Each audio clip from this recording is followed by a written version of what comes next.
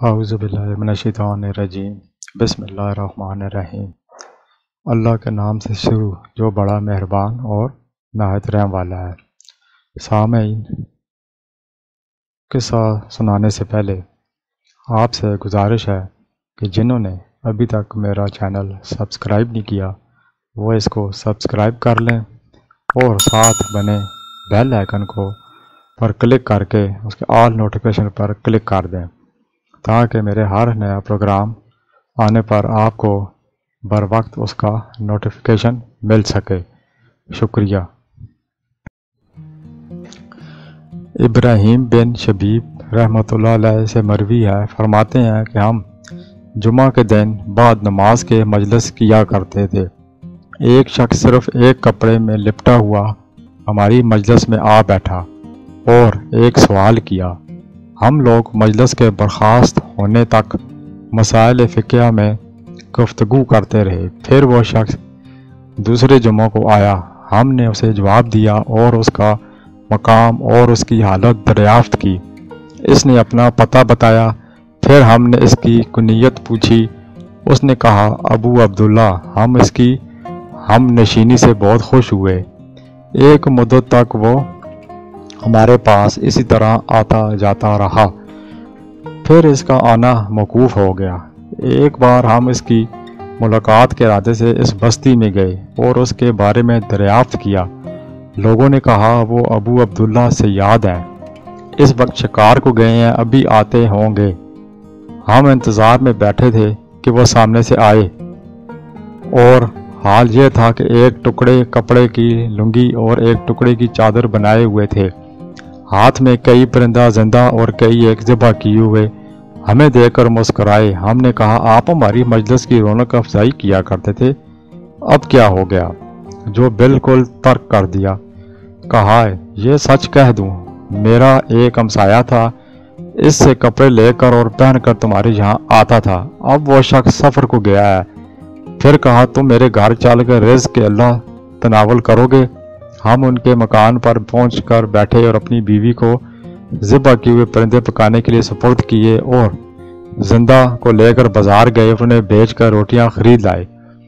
اتنی دیر میں بیوی نے سالن تیار کر رکھا تھا۔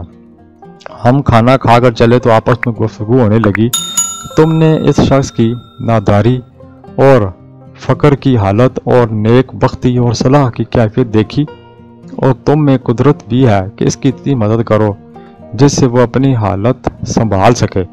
تمہیں ایسا کرنا چاہیے کہ کچھ چندہ جمع کر کے ان کی امداد کرو جس سے وہ اپنی حاجت پوری کریں۔ چنانچہ ہم نے آپس میں تعین کر کے 5000 درہم جمع کیے اور ان کو دینے کے لیے پھر اس گاؤں کو لوٹ چلے۔ جب ہم مدیر پر پہنچے تو میر بصرہ محمود بن سلیمان جھروکے میں بیٹھے ہوئے تھے۔ غلام سے کہا ابراہیم ابن شبیب کو میرے پاس بلانا۔ جب میں ان کے پاس گیا تو انہوں نے دریافت کیا کہاں سے آئے ہو، کہاں جا رہے ہو؟ میں نے سارا قصہ کہہ سنایا۔ امیر نے کہا مجھ پر تم سب سے زیادہ حق ہے، اور اسی وقت 10,000 کا توڑا منگا کر اور ایک فراش کے کندھے پر رکھوا کر میرے ہمراہ کر دیا۔ میں اور خوش ہوا اور جلدی سے اس گاؤں کی طرف روانہ ہوا اور ان کے دروازہ پر پہنچ کر سلام کیا۔ وہ جواب دیتے ہوئے باہر نکلے۔ جب میری ہمراہ فراش کو اور اشرفیوں کے توڑوں کو دیکھا تو ان کے چہرے کا رنگ متغیر ہو گیا اور کہنے لگے اے شخص، تجھے مجھ سے کیا علاقہ؟ کیا تو مجھے فتنہ میں ڈالنا چاہتا ہے؟ میں نے کہا اے ابو عبداللہ بیٹھ جاؤ، واقعہ یہ ہے۔ چنانچہ میں نے سارا قصہ کہہ سنایا۔ میں نے کہا تم جانتے ہو کہ وہ ایک ظالم امیر ہے، تم خدا کے واسطے اپنے نفس کو بچاؤ اور یہ لے لو۔ یہ سن کر ان کا غصہ اور تیز ہوا۔ اسی وقت گھر میں جا کر دروازہ بند کر لیا۔ میں نا امید ہو کر امیر کے پاس لوٹ آیا اور بغیر سچ کہنے کے کوئی چارہ نہ تھا، ناچار واقعہ بیان کیا۔ سنتے ہی کہنے لگا یہ شخص خارجی معلوم ہوتا ہے، اور غلام سے کہا تلوار لے آؤ۔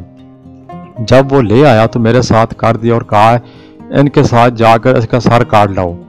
میں نے کہا خدا امیر کو سلامت رکھے، اس شخص کے معاملہ میں خدا سے ڈرو۔ ہم نے اس کو دیکھا ہے، وہ خارجی نہیں ہے، میں انہیں کو تمہارے پاس بلاتا ہوں۔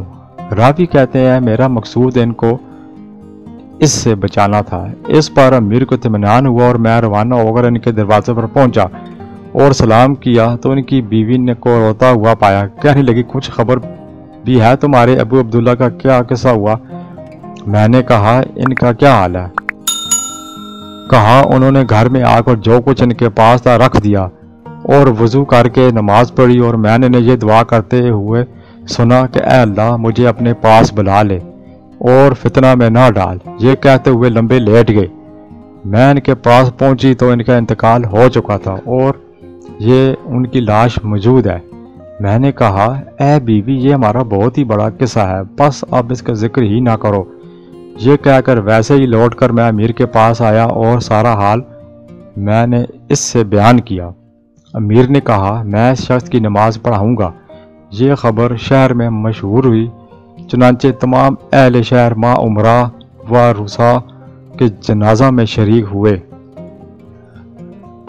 بے شک دنیا میں ایسے اللہ والے بھی گزرے ہیں کہ جو ساری زندگی اپنے آپ کو دنیا سے بچاتے رہے، اور جب دنیا میں پھنسنے کا وقت آیا تو دنیا ہی سے چل بسے، اور دوسری طرف ہم اپنے گھرمانوں میں جھانکیں کہ ہم کس قدر دنیا کی محبت میں گرفتار ہیں۔ اللہ تعالی ہم سب کو اس واقعہ سبق حاصل کر کے آخرت کی تیاری کی توفیق عطا فرمائے، آمین یا رب العالمین۔